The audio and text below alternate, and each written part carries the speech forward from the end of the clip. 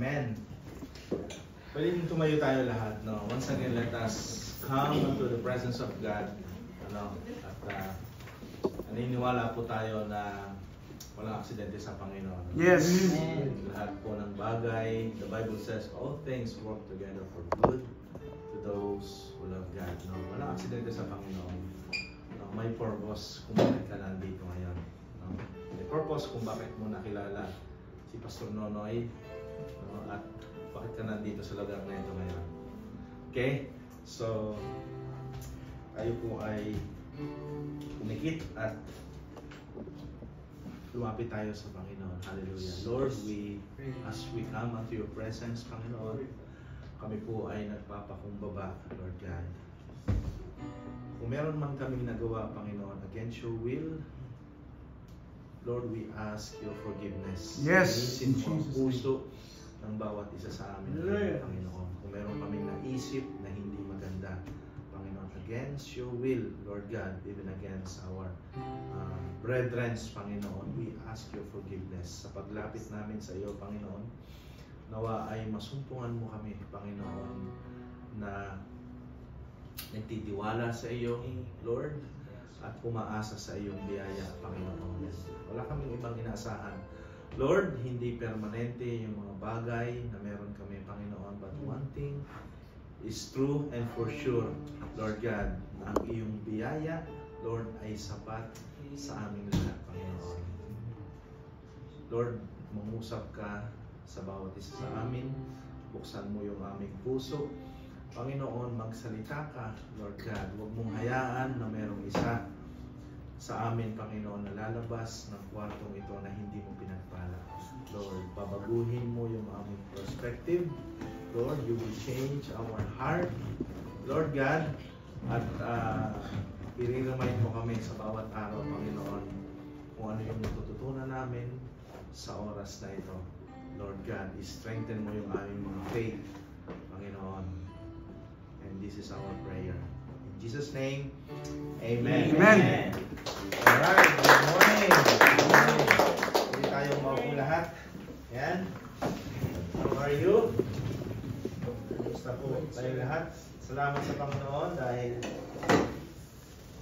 we have this good day. Malamig ang lugar. Maganda yung music. Masarap umupo. Ayan. Ano? Talagang everything are provided Amen. ng Panginoon. No? Ang gagawin na lang natin ay makikinig. No? Kaya let us in the next few hours siguro, kasi after nito meron tayong communion. We will do it fast. Meron tayong communion, then after that meron tayong OHB. No? Amen. So kunin natin at once. Ano? Kaya nung panahon ng Panginoong Jesus, no, habang merong habang siya ay nangangaral, no? The way Jesus Christ preached is, he always talks about, merong tinatawag na Jesus preaching. Ano, may nagtanong sa Panginoon, paano ba makapunta sa kaharian ng Panginoon? Isang araw, ganun ang Panginoon, nagkukwento siya agad, no? So we will try to dissect, no, yung isang statement ng Panginoon sa kanyang encounter sa isang hindi Kristiyano, no, pero matalino. Ayan. Okay? So sige, let's go. Entitled, You Must Be Born Again. Sino dito ang born again? Amen. Sino dito yung mga born again? Amen.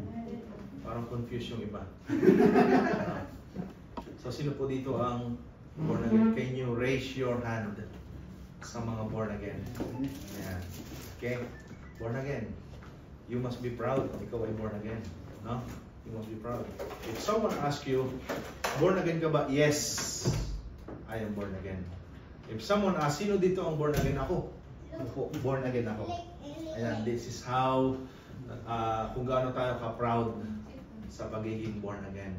So, naririnig nyo ba yung word na born again? No? O yan yung mga binabato nyo nung araw? Tapos yung nang babato na yan, naging pastor na. Diba? So, we will try to understand, no, in our level, ano ba yung born again? No? Ano yung description ng Bible? Ano yung encounter ni Jesus, no, dito sa argument na ito? No? And entitled, You Must Be Born Again. Meron pong tinatawag na, na foundation sa isang Christian. No? Sa isang Kristiyano, may tinatawag na foundation. When you say foundation, ito yung tibay mo. No? Ito yung kung anong pagsubok yung dumaan sa iyo, depende sa foundation mo kung ikaw ay bibigay o hindi.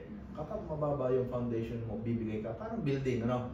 Pag mababa yung yung foundation, madaling magiba. Pag malalim yung foundation, kahit na anong dumating, hindi magigiba, no? Yung foundation. Okay, so it became my interest, no? Na, why? Kasi, ang isa pong Kristiyano, kahit saan siya makarating, kung saan mang lugar siya makarating, kapag matatag yung kanyang foundation, no?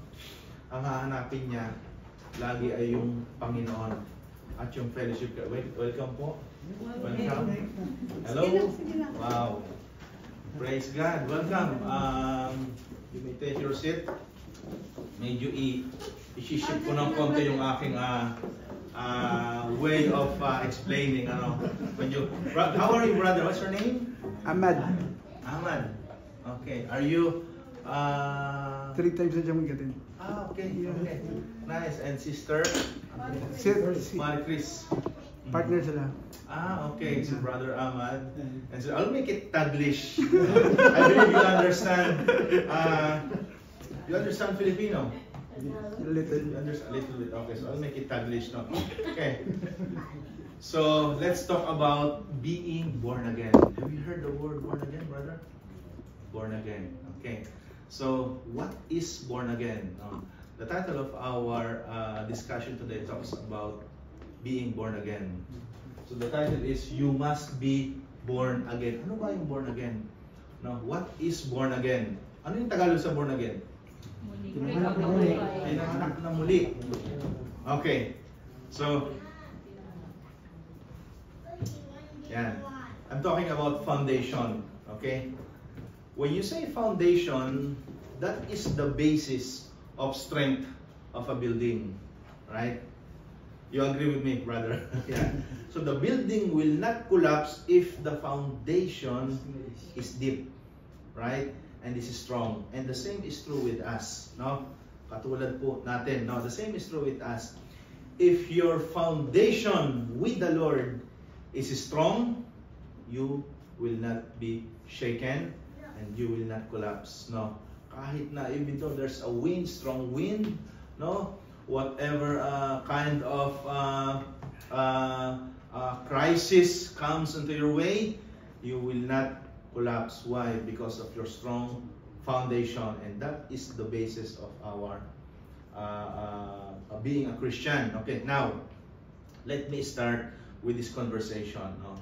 There's one scenario in the Bible where Jesus encountered a man named Nicodemus. No, you remember the name? No, anybody familiar with the name Nicodemus? Okay, now Nicodemus, he's a Pharisee. Okay, actually, he is one of the leader in the council of Sanhedrin. Okay, there is during the time of Jesus, in Israel, there is an empire.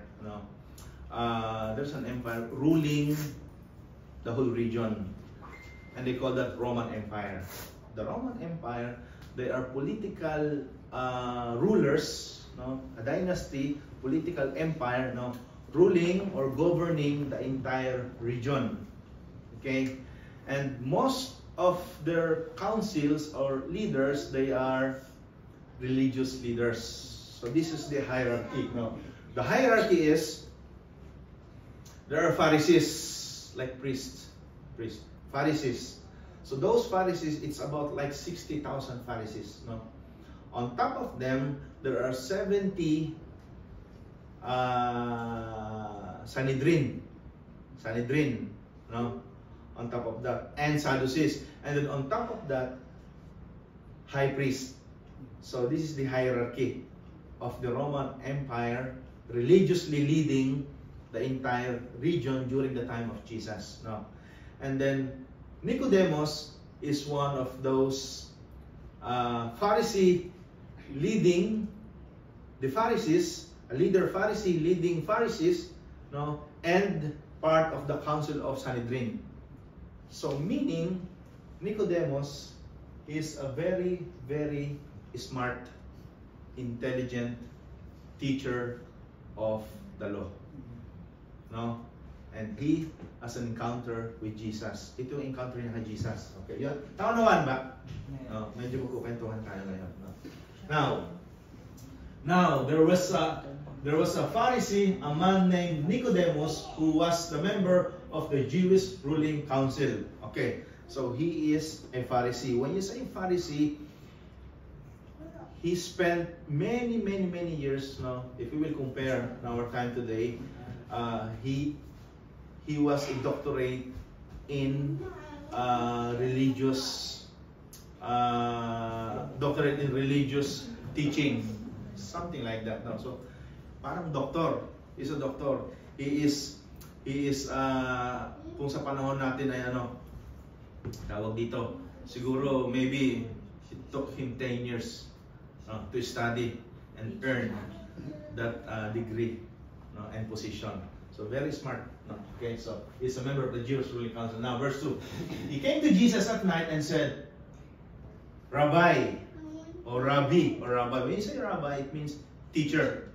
During the time of Jesus, at the time of Israel, the ancient Israel, the Rabbi name was designated to a very prominent teacher. I mean, a popular and known teacher. That's why when you say Rabbi, it means you are in a different level of being a teacher, especially when it comes to law. Now, Jesus is so popular that time, napakasikat po. Jesus is so popular, because he used to teach people in synagogues, churches, in every corners of Jerusalem. Now, he came to Jesus at night and said, he knows that Jesus also is a teacher. But Nicodemus is a teacher himself of the law, masteral, doctorate, member of the Jewish ruling council. Okay? Have you seen the scenario? He came to Jesus at night and said, Rabbi, we know that you are a teacher who has come from God. For no one could perform the signs you are doing if God were not with him. So he knows Jesus. He heard things about Jesus. He heard the miraculous healing of Jesus, healing of the sick, maybe casting out demons also. They heard that. Then Jesus replied, very truly I tell you, no one can see the kingdom of God unless they are born again. Sabi ni Jesus. And verse 4, how can someone be born when they are old? So imagine the intellectual ability of Sanhedrin asking Jesus, what is born again? Kaya kanina tinanong ko sa inyo, ano ba yung born again? Okay? So I believe na wala naman dito yung same thinking ni Nicodemus. Imagine Nicodemus is so smart, so intelligent, doctorate, masteral, name it. He earned all those degrees. And yet, he's asking Jesus, how can someone be born when they are old? So nakita natin yung difference ng intelligence ng isang Christian, born again, doon sa worldly intelligence. Tayo kasi, who among here earned any degree of any doctorate degree or masteral degree? Meron ba dito? Master of? Now, so imagine, and he is asking, how can someone be born when they are old? Okay. Now, Nicodemus asked, surely they cannot enter a second time into their mother's womb to be born. Oh, nga naman, How can it be, how can it happen? So, paano ang isang matanda, how come, sabi dito, an old person, no, can enter second time into their mother's womb to be born? Ganda ng question niya, no? Okay, now next. Uhulihin natin. No, dito matatrap natin si Nicodemus. Okay? Jesus answered, "Very truly I tell you, no one can enter the kingdom of God unless they are born of water